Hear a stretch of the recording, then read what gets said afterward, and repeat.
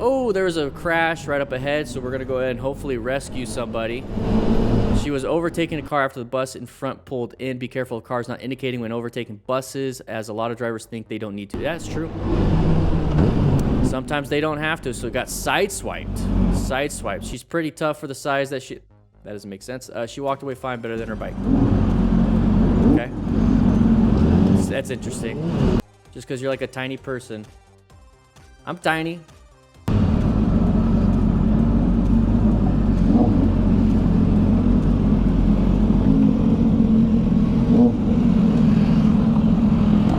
Alright, so double checking everything. You good? Everyone's good. A little Grom. Let me move it. Yeah, let him move it. Not because, oh, she can't. It's just, let's go back to that. That's a really good thing. Let him move it, just not because she can't, but because who knows if she has an injury. She has her adrenaline dump. He is calm.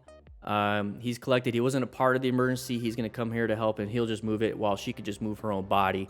And that's great. That's perfect.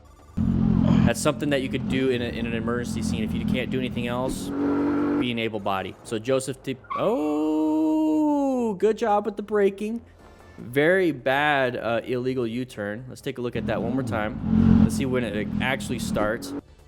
All right, here we go. So we don't know exactly why they did that outside of just wanting to turn, but we kind of see the tires here. So they're starting to move. We're hoping they stop here, like they get to that point, like, oh, there's somebody coming. I never trust that. As soon as I see that, I'm definitely in orange stage. I'm ready for progressive braking just in case. So what I'm doing is I'm rolling off the throttle, and I'm reaching for those front brakes just in case. And then if they don't go, okay, go ahead and roll on the throttle. But there's some good braking there. Good job, good job. Good job. Stalled it, that's fine. Let's get right back into it. Handled it. All right, Bruce Lee 105. There is I was gonna say left turner, but that's a right turner because it's a different area. In America, we got left turners. So when we come up to intersections, this is one of those big things here that we got to be paying attention to. This is what actually kills a lot of motorcyclists right here. So intersections and corners typically kill motorcyclists. Failure to negotiate a corner, but then there's a lot of path of travel violations, which is going to be somebody coming out in front of you when they shouldn't have, and we strike them. That happens so much. We're going to have that issue when it comes to intersections. So whenever I see an intersection, I'm in orange stage. Whenever I see a corner, I go into orange stage. I am prepped and ready. I am in that mode of something could be happening here. My nervous system is activated. I'm ready. So we're coming up to here. Oh, there's somebody wanting to do that. So at this point, we are already rolling off the throttle, covering the brakes. And the moment we see this, now we don't have to perceive and react. We could just squeeze.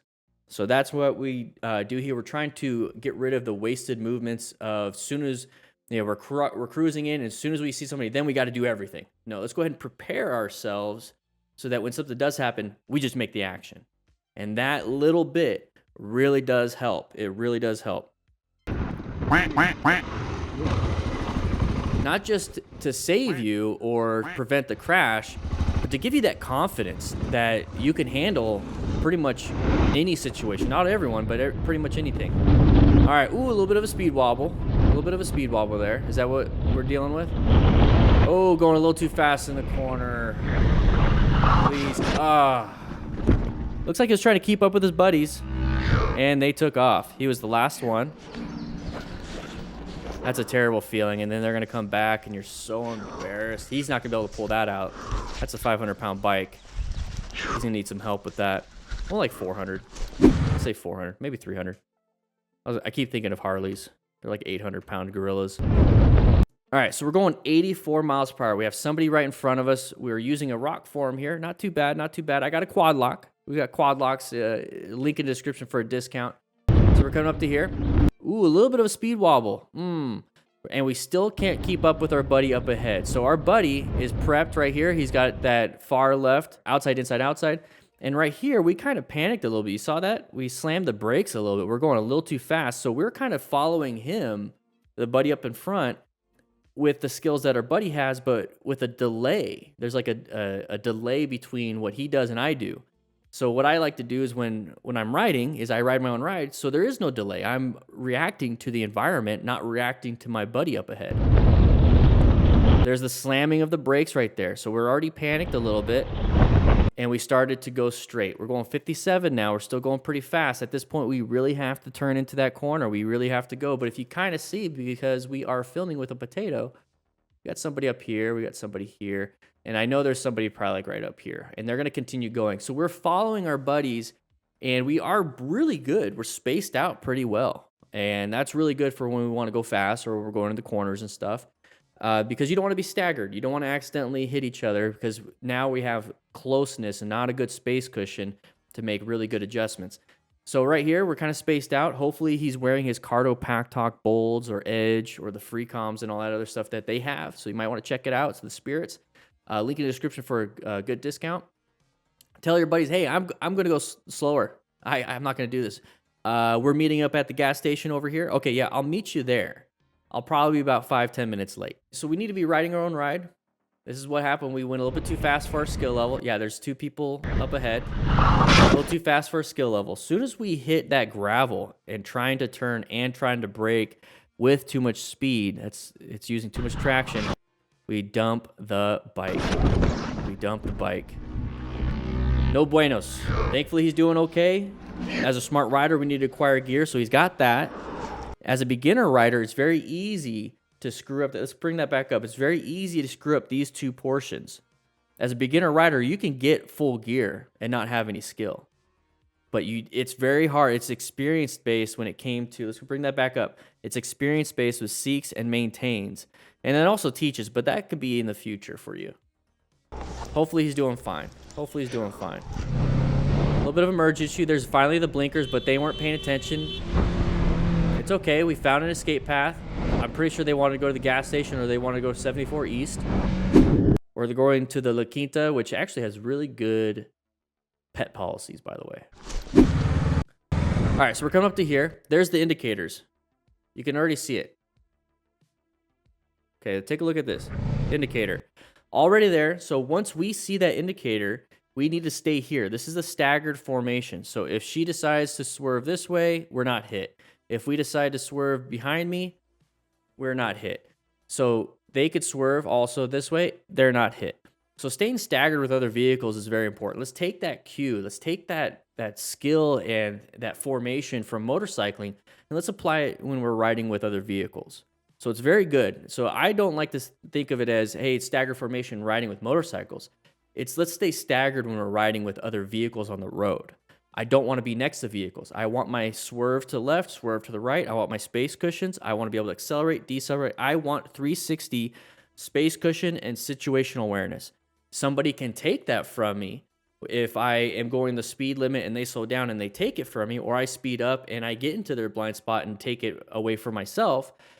You could do that, but always be aware of it. And that's why we ride zoned in. We are prepped and ready. We are scanning for lights, we're scanning for patterns, we're scanning for signs, and we're scanning for anything that's going to be uncommon in a common situation. So uncommon in a common situation would be any like road surface hazards, headlights coming right at us, little things like that. But lights grab our attention. We need to be looking out for them. Patterns, not being in a staggered formation, open lane, closed lane, long line, open lane, sides of the vehicles are good patterns. So this is why we need to be paying attention, paying attention, paying attention, paying attention. So now we're in their blind spot. So we can, let's take a look at this. It's going to take a little bit more to accelerate out of this staggered formation, out of this formation and get into a staggered formation. It doesn't take much because our front tire is still behind this tire. We could just apply some brakes and decelerate. And there's less of movement that we have to take to get ourselves out of there. If we accelerate to here to get ourselves in this little gap of a space cushion to get away from this person, now we have this person to worry about. So it's a lot of it's going to be trying to figure out where should I go, and it always boils down to, do you have good line of sight? Do you have a good space cushion? And do you have at least one escape path? So right here, if we are right here, bad line of sight, no space cushion, and we have an escape path to the left maybe. So I would rather decelerate in this position. Quick shout out to our sponsor, Cardo Bluetooth Systems. We use the Pack Talk Edge here at the DDF crew, but I've used the Pack Talk Slim, I've used the Pack Talk Bold. All of them are great systems. Check them out. Links in the description for a discount. We're supporting our sponsors because they support us and they support this training that we're trying to be doing. So let's go ahead and jump into the next video and figure things out. Sean Lambert, here we go. High speed lane splitting with a lot of vehicles. Are we going to have an open spot somebody wants to swerve into? Oh, yep, that's kind of what happened. And we crashed. So that's the spot that that person wanted to get into, and we crashed. Looks like he's got armored. Yeah, those look like motorcycle boots, like speed and strength and stuff. There's armor in the knees right there. So he's got some jeans, gloves. He's got a helmet, unless he's attaching that to his face, the GoPro to his face, and it looks like he's got a jacket. So overall, he's got all the gear, but he's not seeking and recognizing the hazardous situation. This is a hazardous situation. We should not be doing that. So as a smart rider, kind of failed here, has this. We don't know what he's doing here, but he's kind of teaching us a little bit.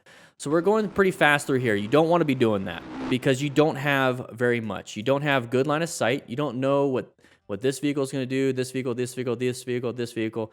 You can know what this vehicle is and this vehicle is going to do, but look at the space cushion that we have. There's not enough time to react. There's not enough perception, reaction, action time. So we got to react, and then whatever our action is, braking, swerving, accelerating, whatever it is. So we're coming up to here, and typically what happens, let's go ahead and go back just a little bit, is that this is a good opportunity right here, is that you have this big open spot. I say big, it's not really that big, but it's enough at a slow speed for vehicles to be like, oh, I'm going to go ahead and get in that lane. That's a terrible arrow. I'm going to go ahead and get in this lane because this lane is going way too slow. And they don't anticipate you coming down the middle this fast. And you also look at a different factor. Where's the sun? The sun is at our back. Our shadow's out in front. That means the sun is shining into here, shining to here. It is blinding the driver, and all they can really see is this, and they're having to make split-second decisions too without the training that we have here because they're not watching this show. So we're coming up to here, and there's that first movement. So this lane is going too slow for this guy. He's going to go ahead and switch over.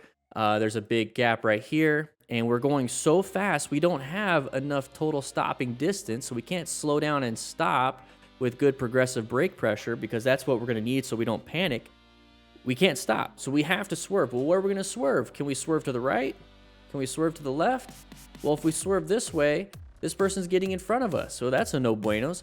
But if we swerve this way, that vehicle that we're going to crash into is there. So this is why we should be going slower so that we can slow down enough, maybe swerve into like a little of a gap here and there, and we don't have to make major adjustments in like split seconds. We can make major adjustments in a second, and a second in an emergency is very important. So at this point, we're going to be in red stage. We don't know exactly what we're going to do. We didn't have a good plan. We don't know what we're going to go into. So he slammed those brakes. You saw him kind of fishtail a little bit there. There's going to be an impact there. If we're going a little slower, maybe we could have went into here, maybe into here. Made a little bit more judgments. We could have slowed. We could have applied progressive brake pressure. It's not enough total stopping distance, though. That's one of the big things, is that we weren't going to be able to stop in time to hit the white vehicle, but it would have bought us some time. We could have, if we're going slower and we could slow down at a slower speed, we could buy ourselves enough time to maybe that person was able to move over. We were able to swerve a little bit easier. Try swerving at 70 versus swerving at 20. It's pretty easy to swerve at 20 compared to 70. So if we're able to go down to 20, we could swerve around this person pretty easily, get ourselves back into a lane filtering position, and go on with our day. It sounds pretty easy. It is hard to do. It is hard to do, and that is why we acquire and use personal protective equipment, and we are trained as rescue riders so we can help each other, because this is going to happen anyways. Okay, we have links in the description for our course, links in the description for some training, links in the description for some rescue packs, some trauma kits. You might want to check them out. High impact.